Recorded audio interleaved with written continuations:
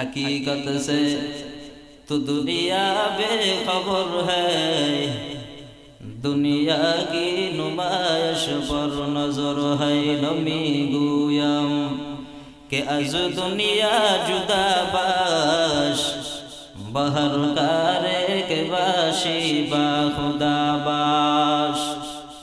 चिस्ते दुनिया अज खुदा गाफिल बुदन, नई गमाशों नुकरह फर्जिंदुजान। आब दरकश ती हाला के कश्तियास, आब अंदर ज़ीरे कश्ती पुश्तिया।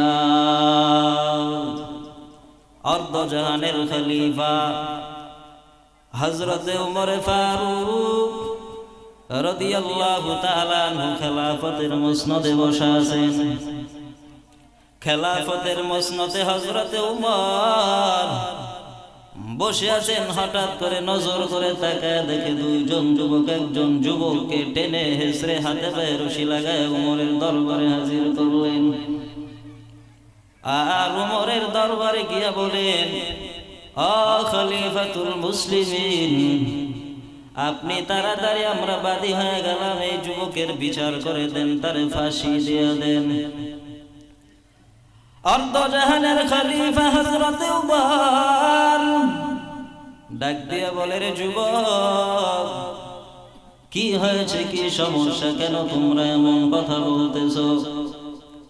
বলে, আপনি যুবকের জিজ্ঞাসা করেন, যুবক আপনার জবাব দিয়ে দিবে কি হয়েছে। অর্ধজাহানের খলিফা হযরতে উমর নওজোয়ান যুবককে প্রশ্ন করলেন যে, যুবক সমস্যা কি, কাহিনী কি, আমাকে বলো। এবার যুবক বলেন, অর্ধজাহানের খলিফা আমিরুল মুমিনিন হযরতে উমর ফারুক, ভালো করে শুনে নেন, আমি সফরে রওনা হয়ে গেলাম। আমি একজন মুসাফির মানুষ। আমার বাহন নিয়ে আমি আমার কিছু খাদ্য সামগ্রী আসবাবপত্র নিয়ে আমি সফরে রওনা হয়ে গেলাম। কিছু দূর যাওয়ার পরে আমি আমার শরীরটা বড় ক্লান্ত শ্রান্ত হয়ে গেল। বিশ্রামের জন্য জায়গা খুঁজতেছি, চতুর্দিকে মরুভূমি। এখনকার মতো আগের মতো তো এত গাছপালা ছিল না। মদিনা শহর বড় মরুভূমির এলাকা। চতুর্দিকে খুঁজতেছি কোথায় ছায়া পাওয়া যায়, কোথায় ছায়া পাওয়া যায়। খুঁজে খুঁজে এক জায়গায় পেয়ে গেলাম একটা খেজুর গাছ। খলিফাতুল মুসলিমিন আমি একটু বিশ্রামের জন্য, আরামের জন্য খেজুর গাছের নিচে চলে গেলাম। খেজুর গাছের নিচে যখন শুইলাম, সাথে সাথে আমার শরীর ক্লান্ত শ্রান্ত অবস্থায় আমি ঘুমায় গেলাম। আমি যুবক যখন ঘুমায় যাই, আমার মাল সামান আসবাবপত্র সহ আমার উটটা সাথে সাথে আমার থেকে চলে গিয়েছে। ঘুমের ঘরে আমি টের পাই নাই। ঘুম থেকে উঠার পরে আমি তন্ন তন্ন করে তালাশ করতেছি আমার উট কোথায় গিয়েছে। পাগল পারা হয়ে গেলাম। এই উটটা আমার বড় দামি, বড় পছন্দের বাহন, আমার হারায় গেল উটটা। কানতেছি কানতেছি আর মাওলার দরবারে দোয়া করতেছি, আল্লাহ এত বড় একটা বিপদে পড়ে গেলাম, তুমি ইহসানের নজর দিয়ে আমার উদ্ধার করো রে আল্লাহ। আল্লাহর কাছে আমি দোয়া করলাম, আল্লাহ আমার দোয়া কবুল করেছেন।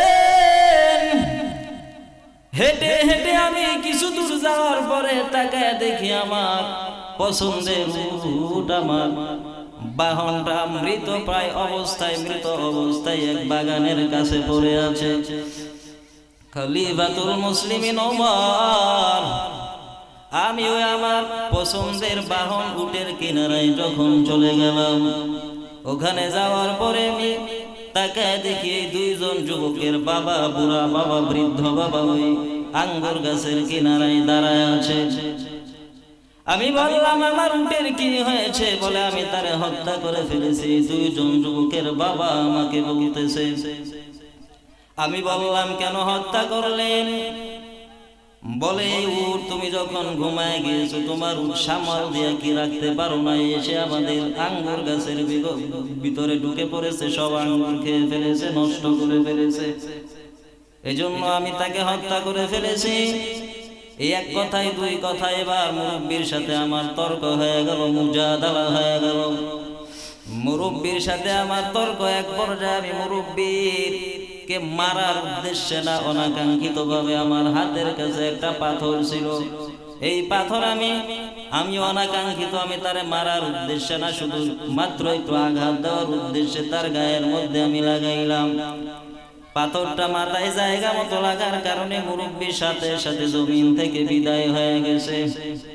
আর এই দুইজন যুবক আমাকে ধরে এরপরে আপনার কাছে নিয়ে আসে, ও খলিফাতুল মুসলিমিন, আমার ভুল হয়েছে, আমি আপনার কাছে অনাকাঙ্ক্ষিত ভাবে ঘটনা ঘটে গিয়েছে, আপনার কাছে আমি মাফ চাই, করজোরে মাফ চাই, মাফ করে দেন। অনাকাঙ্ক্ষিত ভাবে হয়ে গিয়েছে, আমি রাগের বশীভূত হয়ে গিয়েছিলাম, শয়তান আমার শিরা উপশেরায় দৌড়াতেছিল।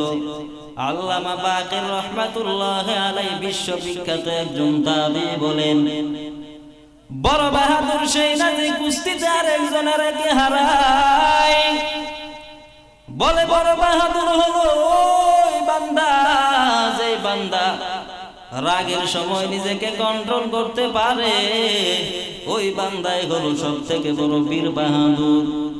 আমি রাগের সময় নিজেকে কন্ট্রোল করতে পারি নাই, রাগের সময় আমি নিজেকে ধৈর্য ধারণ করে থাকতে পারি নাই, অনাকাঙ্ক্ষিত ভাবে মুরব্বীকে আমি হত্যা করে ফেলেছি, বেয়াদব হয়ে গেছে, মাফ করে দেন। মুরব্বীকে আমি হত্যা করে ফেলেছি আমার অনাকাঙ্ক্ষিত ভাবে, হযরত ওমর আপনি আমাকে মাফ করে দেন। রাগান্বিত হয়ে গিয়েছিলাম, এত রাগের সময় রাহমাতুল লিল আলামিন বলেন, শয়তান মানুষের শিরায় উপশিরায় দৌড়াতে শুরু করে। হযরতে মূসা আলাইহিস সালাতু ওয়াস সালামের সাথে একদিন শয়তানের মুলাকাত হয়ে গেল, বিভিন্ন ভাবে মূসা নবীর সাথে কথা কয়। মূসা আলাইহিস সালাতু ওয়াস সালামের শয়তানের ফন্দি ধরে ফেললেন, তার চালাকি ধরে ফেললেন। চালাকি ধরে ফেলার পরে বলে, তুমি কি চাও? বলে, আপনারে পথভ্রষ্ট করার জন্য আসছিলাম, পারি নাই, ব্যর্থ হয়ে গেলাম। যাওয়ার আগে আপনার একটা কথা বলে যাই। বলে, কি কথা? বলে, আমার থেকে যদি বাঁচতে চান তাহলে এই ফর্মুলাটা আপনি মেনে নেবেন। বলে, কি ফর্মুলা? বলে, আমি উম্মতের মানুষকে আমি ধোঁকা দেই কখন সব থেকে বেশি? বলে, রাগের সময় বেশি ধোঁকা দেই। বান্দার যখন রাগ উঠে তখন বান্দার বুদ্ধি হিতায়িত জ্ঞান বান্দা হারায় ফেলে, তখন সঠিক সিদ্ধান্ত নিতে পারে না। সে সময় আমি বান্দার শিরা উপশিরায় বান্দার দৌড়াতে থাকি আর তারে কুমন্ত্রণা দেই, বাজে বাজে কাজ করার তাকে আমি বারবার উদ্বুদ্ধ করি। ওই সময় বান্দা যদি আমি শয়তানের থেকে যদি পানা চাই, আল্লাহ ওই বান্দাকে আমার থেকে হেফাজত করেন। আমি হিদায়াত জ্ঞান হারায় ফেললাম, বুড়াকে আমি হত্যা করে ফেলেছি, আমাকে মাফ করে দেন হে উমর। খলিফাতুল মুসলিমিন হযরতে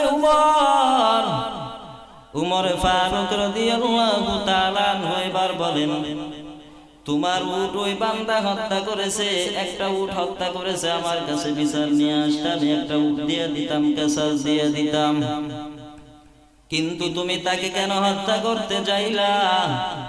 এখন যেহেতু তাকে হত্যা করেছো, বাদী দুইজন তোমার বিরুদ্ধে দাঁড়ায় গিয়েছে, এখন তোমার হত্যাই হয়ে যাবে, তোমাকে আমি ফাঁসি দিয়া দেব, পালানোর কোনো সুযোগ নাই।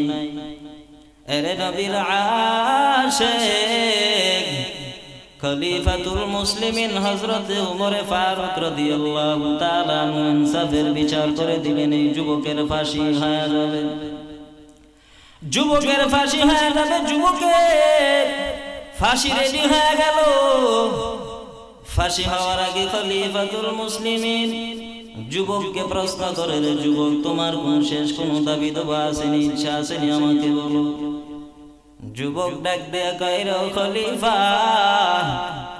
আপনার কাছে আমার কিছু সময় আপনার কাছে আমি দাবি করতেছি বলে কি কিসের জন্য বলে এটা হলো মদিনা আমি মক্কায় আমার আত্মীয় স্বজন আছে আমার কিছু পাওনাদার আছে তাদের আমানত আমার কাছে ছিল এই আমানত গুলো আমি ওই আমানতদারের কাছে আমি পৌঁছায় দেওয়ার জন্য অল্প সময় আমাকে দেন খলিফাতুল মুসলিমিন কে বলেন আমি আমানতদারের আমানত গুলো পৌঁছায় আবার চলে আসব কারণ আমি আমানতদারের আমানত আমার কাছে গচ্ছিত অবস্থায় এখন আছে আমার যদি ফাঁসি হয়ে যায় আর এই অবস্থায় যদি আমি এই জমিন থেকে বিদায় হই কিয়ামতের ময়দানে আল্লাহর কাছে আমি কেমন করে জবাব দিব ওই কিয়ামতের ময়দানে পাওনাদার আমার সামনে দাঁড়ায় বলবে আমার আমানত কই তাড়াতাড়ি আমানত দিয়া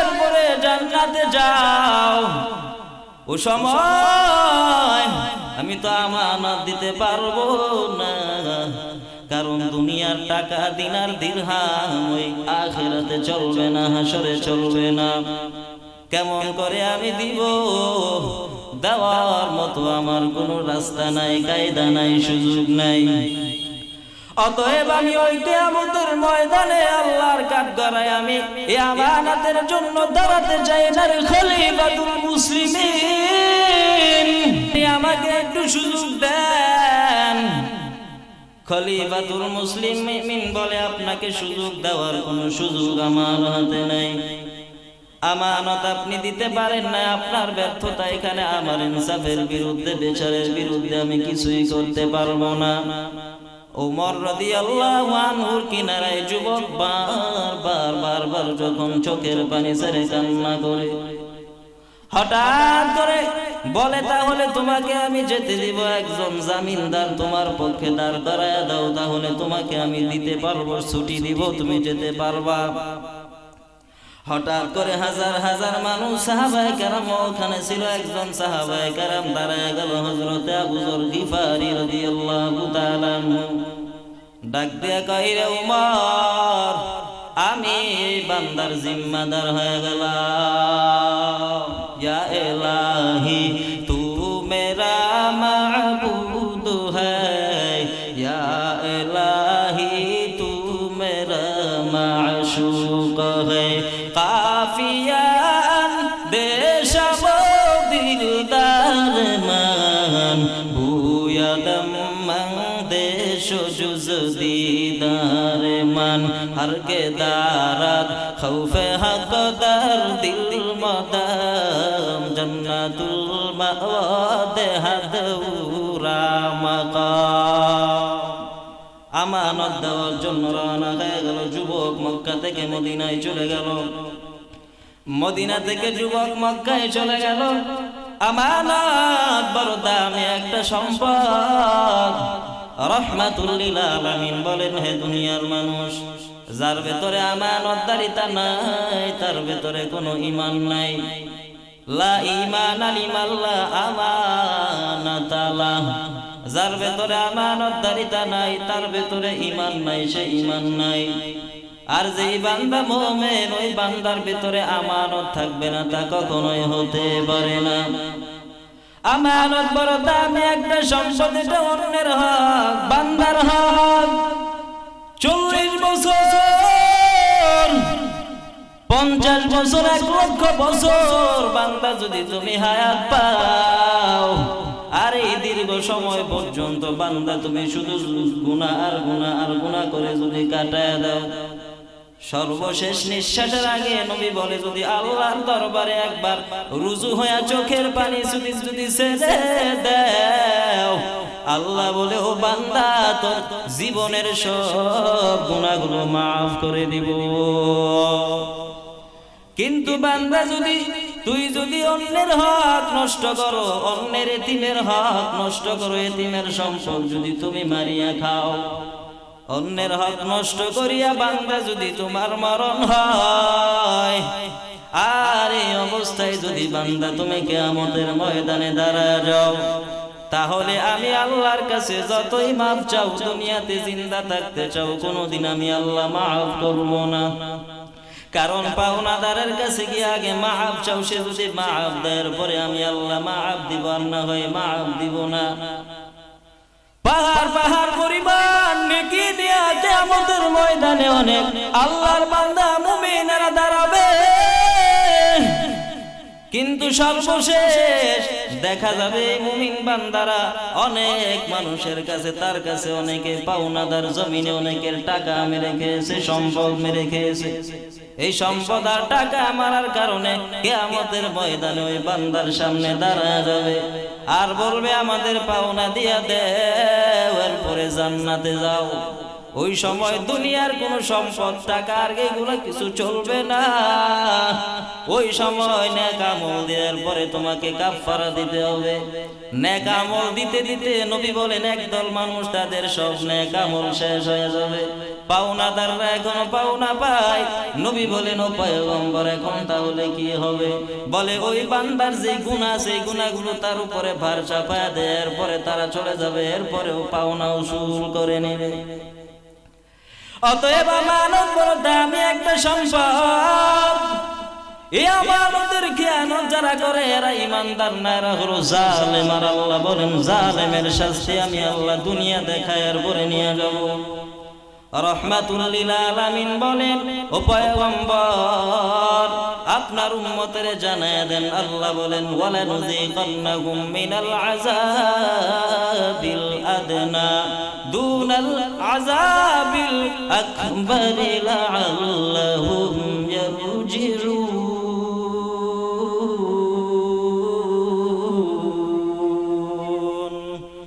हर के दारा खौफे हक दर दिल मदाम जन्नतुल मवादे हद उरा मकाम जुज़बा हक ची जे मखाज इंसुजा फजले उआ मस्ते दर जुमला जहां।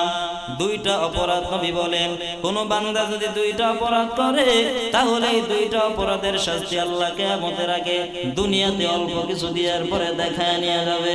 তার মধ্যে এক নাম্বার, কোন বান্দা যদি এই জমিনের মধ্যে জুলুম করে, জুলুমের শাস্তি আল্লাহ আখিরাতে তো দিবেনি, দুনিয়াতেও তার কিছু কিঞ্চিত দিয়ে এরপরে নিয়ে যাবেন। হাকিমুল উম্মাত মুজাদ্দিদুল মিল্লাত শাহ আশরাফ আলী থানভী ফারুকী রাহমাতুল্লাহি আলাইহি ওনার কিতাবের মধ্যে কসাসুল আউলিয়া কিতাবের মধ্যে উল্লেখ করেন আল্লাহর বান্দা একজন বুজুর্গ বাইতুল্লাহ তাওয়াফ করতেছেন। লক্ষ লক্ষ মানুষ, হাজার হাজার মানুষ বাইতুল্লাহ তাওয়াফ করে আর বলে লাব্বাইক আল্লাহুম্মা লাব্বাইক। ও আল্লাহ আমি তোমার হারানো গোলাম, তোমার দরবারে গুনাহ নিয়ে হাজির হয়েছি রে আল্লাহ, ফিরায় দিও না। সবাই একই আওয়াজ লাব্বাইক আল্লাহুম্মা লাব্বাইক। কিন্তু হঠাৎ করে ওই বুজুর্গ নজর করে তাকায় দেখে একজন মহিলা একটা ছোট বাচ্চা কোলের মধ্যে লইয়া বারবার বলে ও আল্লাহ আমি তোমার ওয়াদা পূরণ করতে পারলাম না। ও আল্লাহ গো, আমি কি তোমার ওয়াদা রক্ষা করতে পারলাম না? তোমার ওয়াদা কি পূরণ হয়েছে নি? বারবার এইভাবে যখন আল্লাহর দরবারে এই বৃদ্ধা মহিলা, এই মহিলা যখন দোয়া করে, বুজুর্গ আল্লাহর গোলাম এবার ওই মহিলার কিনারায় গিয়া বলে ও মহিলা, সবাই লাব্বাইকের আওয়াজ দেয়, তুমি কেন এভাবে বারবার একই কথা বলো? এই কথা কেন বলতেছো? জবাব দাও। আল্লাহর বান্দি জবাব দিয়া বলেন তুমি কে? বলে আমি হলাম একজন এই বড় বুজুর্গ হাকিমুল উম্মাত শাহ আশরাফ আলী থানভী রাহমাতুল্লাহি আলাইহি। তো আমি কেন এইভাবে বারবার একই কথা বলতেছি জানো? যেহেতু আপনি বড় একজন বুজুর্গ ওলিয়ে কামেল, এই জন্য আপনাকে জবাব দিতেছি, ভালো করে শুনে দেন। আমি নদীপথে মক্কায় হজ করার জন্য যখন আমি সফরে রওনা হয়ে গেলাম, নদীপথে যখন যাই হঠাৎ করে মধ্যখানে যাওয়ার পরে আমাদের কিস্তিটা হালাক হয়ে গেল, ভেঙে গেল, সব মানুষগুলো পানির মধ্যে পড়ে গেল, সবাই পানির অতল গহ্বরে চলে সবাই ইন্তেকাল হয়ে গেল। আল্লাহ আমাকে কুদরতের জিম্মায় হেফাজত করেছেন। আমার সন্তানটারে আমি কুলে নিয়ে একটা কাঠের উপর ভাসমান অবস্থায় যাচ্ছি। কিছু দূর যাওয়ার পরে আল্লাহ তাআলা কুদরতের মাধ্যমে আমাকে যখন হেফাজত করলেন, কিছু দূর ভাসতেছি, ভাসতে ভাসতে হঠাৎ করে তাকায় দেখি হাবশা দেশের একটা গোলাম আমার দিকে বারবার আসতে চায়, বারবার আসতে চায়। এক পর্যায়ে আসতে আসতে আরেকটা কাঠের উপরে ভর করে ভাসমান অবস্থায় আমার কাঠের উপরে লাফ দিয়ে সে আমার সাথে কুমন্ত্রণা দেয়, আমার সাথে খারাপ কাজের অফার দেয়। আমি বললাম, রে যুবক, কেমন জায়গায় হাজির, আল্লাহকে কি তুমি ভয় পাও না রে যুবক? হাবশা দেশের গোলাম আমার থেকে যখন কোন আশান্বিত জবাব পায় না, আমার কুল থেকে আমার সন্তানটারে নিয়া পানির মধ্যে ফালায়া দিল। আমি মা চোখের সামনে সহ্য করতে পারলাম না। আল্লাহর দিকে দিলের তামান্নাটা ঘুরায় বললাম, রে আল্লাহ,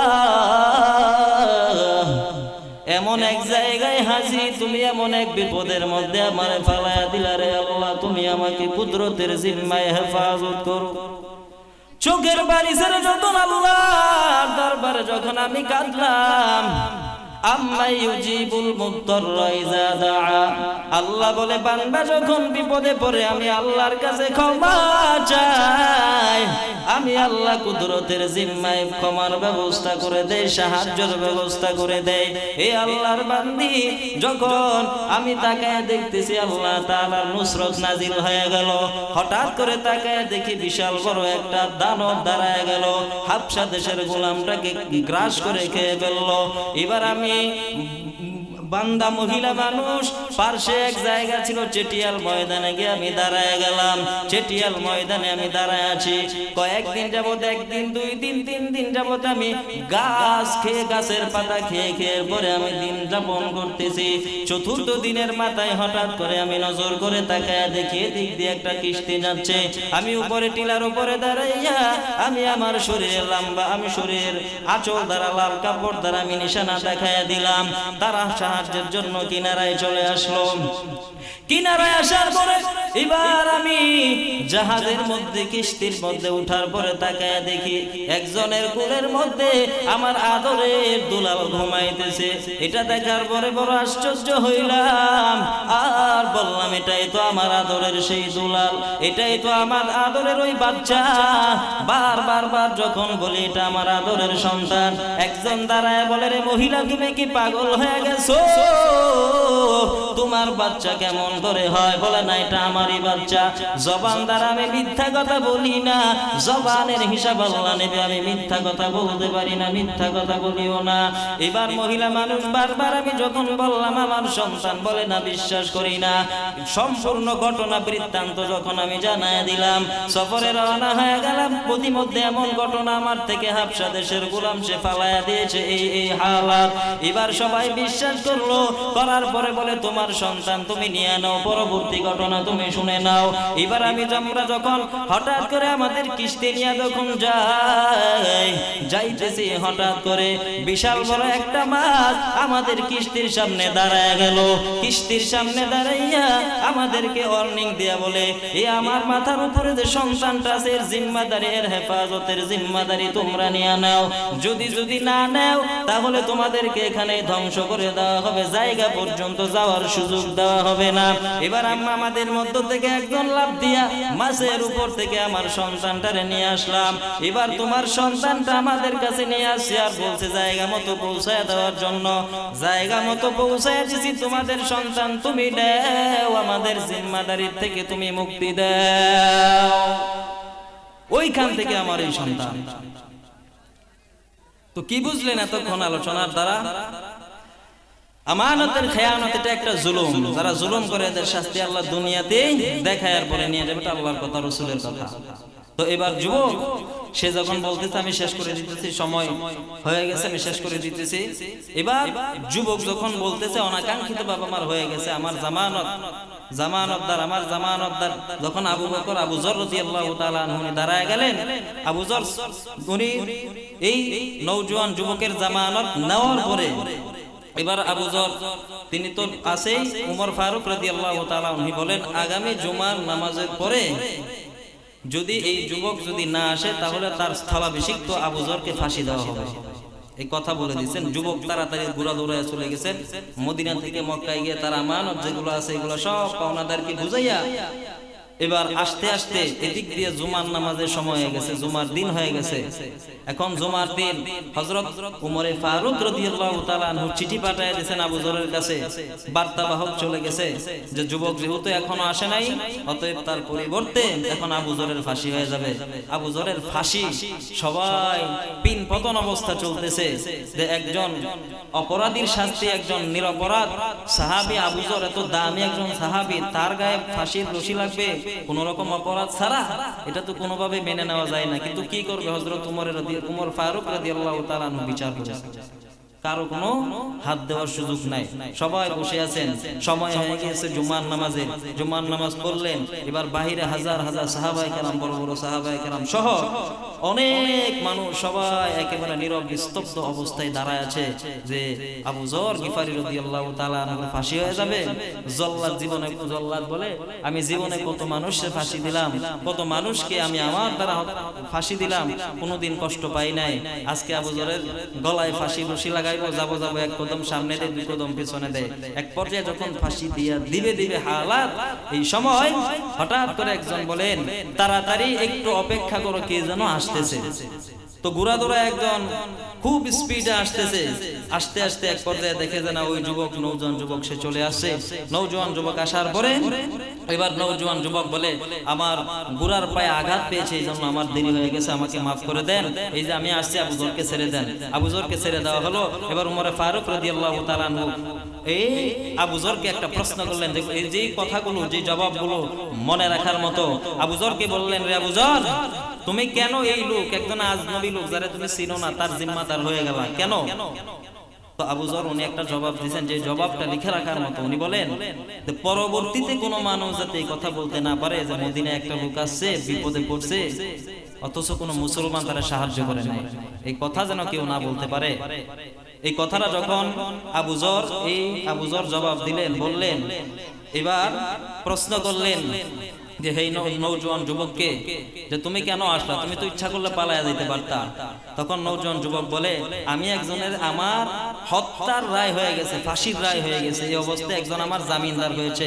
এখন যদি আমি না যাই তাহলে পরবর্তী মানুষগুলো আমার উপরে তহমত দিবে যে সুযোগ ছিল, সুযোগ থাকা সত্ত্বেও আমি যাই নাই, তাহলে এটা আমার উপরে একটা তহমত আসবে, আমি এটা চাই নাই।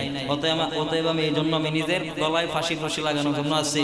এবার এই দুইজন বাদী, এই দুইজন যুবক তারা জবাব দিয়ে বলতেছেন যে যেহেতু তারা দুইজন এই কথা বলতেছে, অতএব আমরা বাদী যারা আছে আমরা ওই লোকটারে মাফ করে দিলাম। তো উমরে ফারুক রাদিয়াল্লাহু তাআলা আনহু বলেন, তোমরা কেন আবার মাফ করলা? বলে পরবর্তীতে কোনো মানুষ যাতে এই কথা বলতে না পারে যে একজন লোক অনাকাঙ্ক্ষিতভাবে একটা হত্যা হয়ে গেছে, আবার মাফও চাইছে, স্বীকারও করছে, কিন্তু তাকে অপর দুই মুসলমান ভাই তাকে মাফ করে না, এই কথাটা যেন বলতে না পারে, এই জন্য মাফ করে দিল। আল্লাহ পাক রব্বুল আলামিন আমাদেরকে এই কথাগুলোর উপরে আমল করার মতো তৌফিক ও ইনায়াত দান করুক। সকলে বলি আমিন।